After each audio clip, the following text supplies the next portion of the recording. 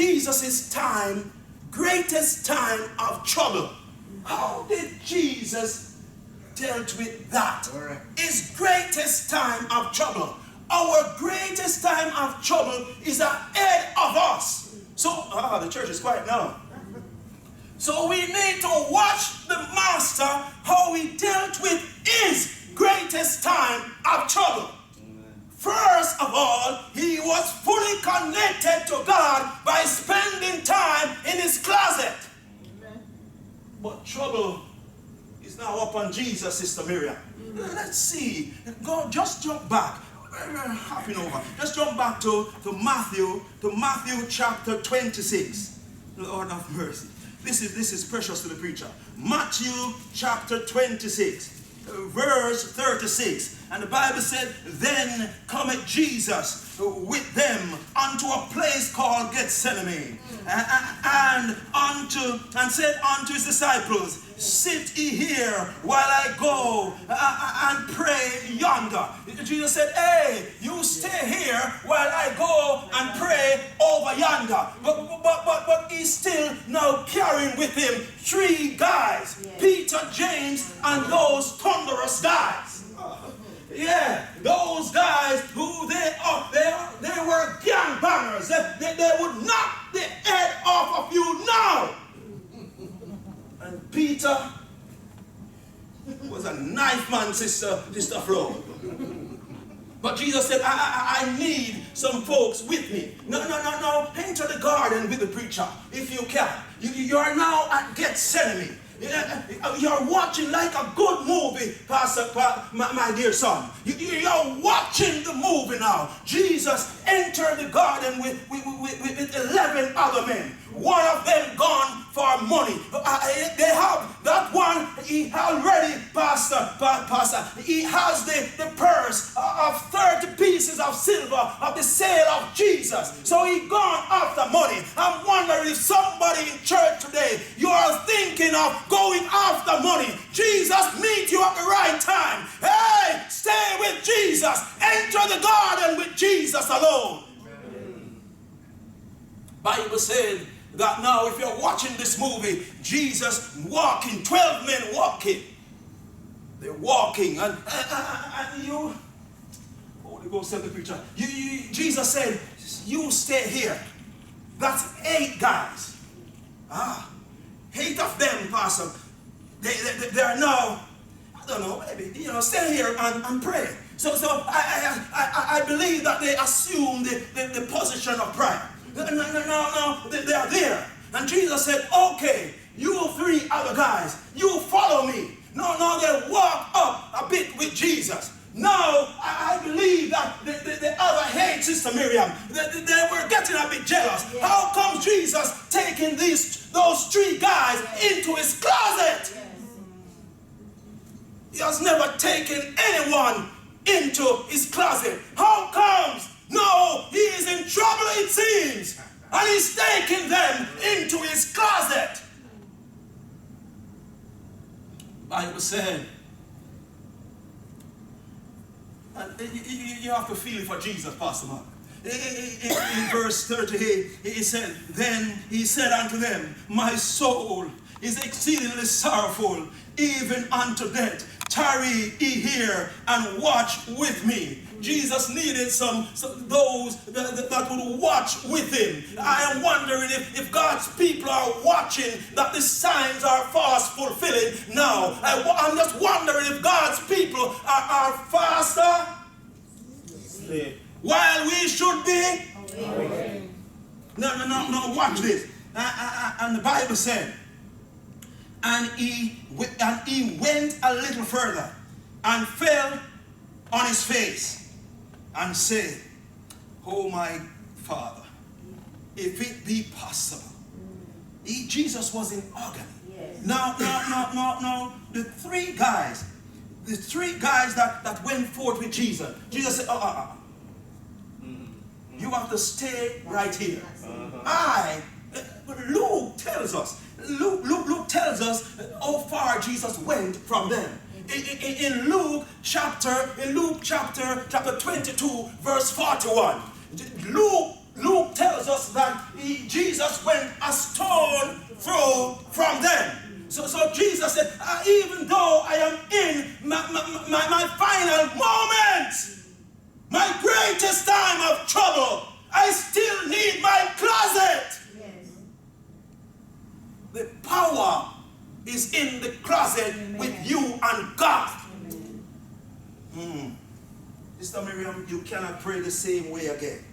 Enter into your closet and lift up whatsoever is on your mind to God. Now, as you're watching, you're still in Gethsemane.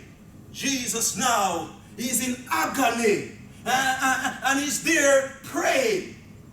And the Bible said he take a break now, Pastor. Jesus taking a break and he went back to the three guys. These guys were the inner circle.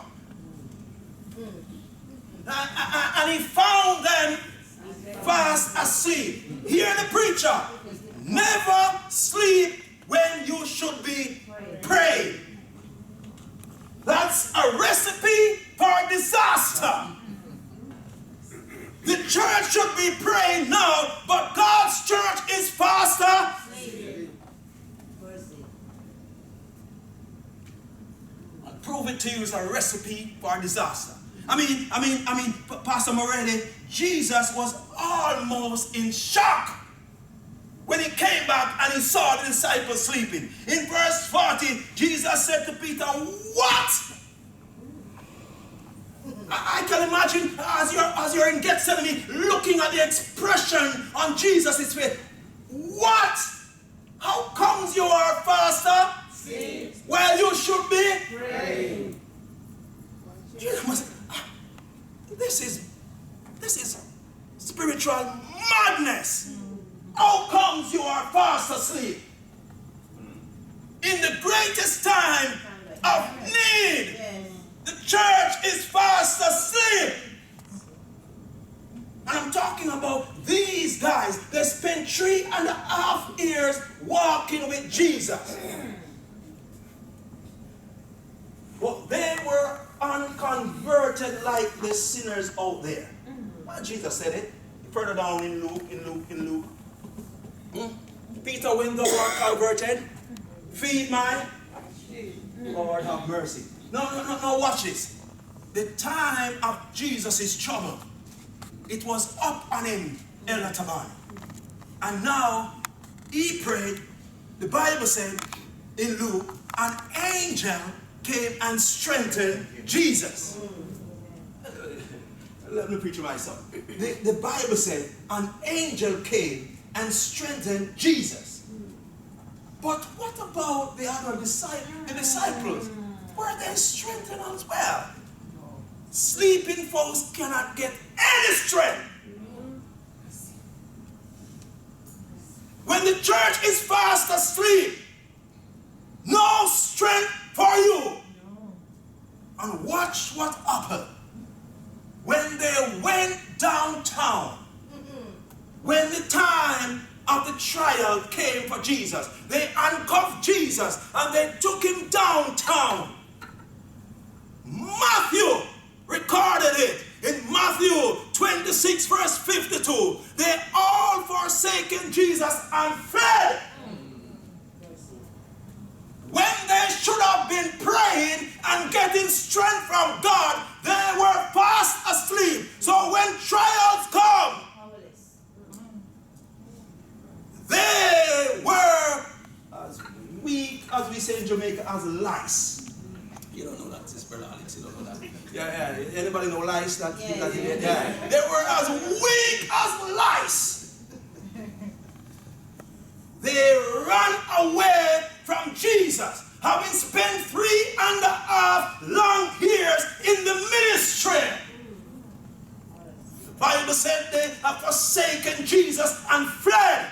Let me ask the church this morning, how long have you been walking with Jesus?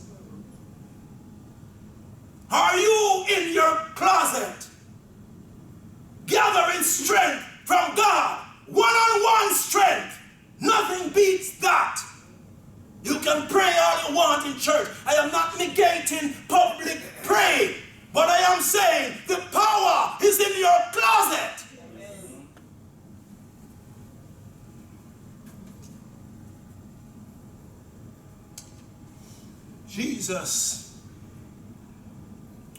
Jesus went through his agony for you and for me alone. His church forsook him, Matthew said, and fled. Will you stand up for God? Are you spending time in your closet? No, don't feel bad if you do not have a closet. The time to get it is now. Make sure you have a closet from now on. Make sure you're talking to God. I am not talking about family praying. I am talking about one-on-one with God. That's where the power is.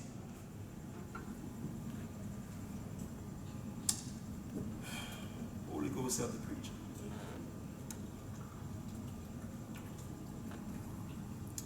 Now, let me tell you, I'm done. Let me tell you a story. Let me tell you a story. And then I will shut up. Wife, I hope I have permission to, because this is about us. We were in a certain island in Jamaica, let's call it, right? We were there, and you know, Sister Flo, I mean, you guys knows nothing about this. You know, we were waiting on some funds to hit our account, and you guys have funds, excess funds. No? Yeah, sure, Sister Flo. So we were waiting, Pastor. And while you wait, my accountant, if you are waiting and nothing coming in, you have a problem. Oh, the church is quiet. I know you have no experience of this. You are in trouble. So we reach down, Pastor, that we have in our account zero. Yeah, and it's not a one before it or a two before it. It is. So we're waiting, and we call up this place and say, yeah, the funds will hit your account soon, sometime soon. My retired nurse, sometime soon. So we said, okay, no problem, So I decided, okay, let me go, and to get to the place to check my account. They say I didn't have no internet banking and things like that, just to just check on your phone. So I have to drive. Now, the last time I went home, I'm like this, Pastor Calvin, going up. So we need a lot of gas to go. So when we parked the car, it was on hill. And in my mind, it's not enough. It wasn't saying enough on hill. It was empty. Thank you, Sister Flo. No, I said, wife, I am going to check the account, but I will drive down and fill up on my way. Yeah, so I drove down, and it's down now. So I am comfortable going down. I shouldn't be. I shouldn't be, but I was comfortable going down. Now, when I reached there, I checked the account, and it was still zero. I said, Lord, have mercy. How am I going to get back? I need gas to get. So I started on my way, and I'm praying. And I got up, and my wife said, so that was Wednesday. Thursday passed, I said, Friday, it must reach now. And I said, since it's going downhill, I can drive again. And this time, I will fill up. So I down, check the account. I said, Lord, now I have a problem. I did it first time, and now it's below. You know that mark? It's below that. I said, Lord, you got to take me up. And there's no way I am going to church tomorrow, because this is so low. So, you're kind of nursing it. You barely want to press, but Pastor, you need to press to get up there. Yes. So I'm barely moving, and people, beep, beep. Really nursing this thing. So when I reached up, it was way down. And I said, this is it. I am going to take a taxi, carry a gas bottle, a petrol bottle, and get some petrol Monday and come back and throw it in the car. And then, so when I was writing some sermons at night because I used to stay up so late, Pastor. Yeah, I used to watch so much TV back then, but before God called me. No, I don't even watch TV. Don't tell folks I don't watch TV. But yeah. So now I was awakened by my wife about 7 o'clock in the morning.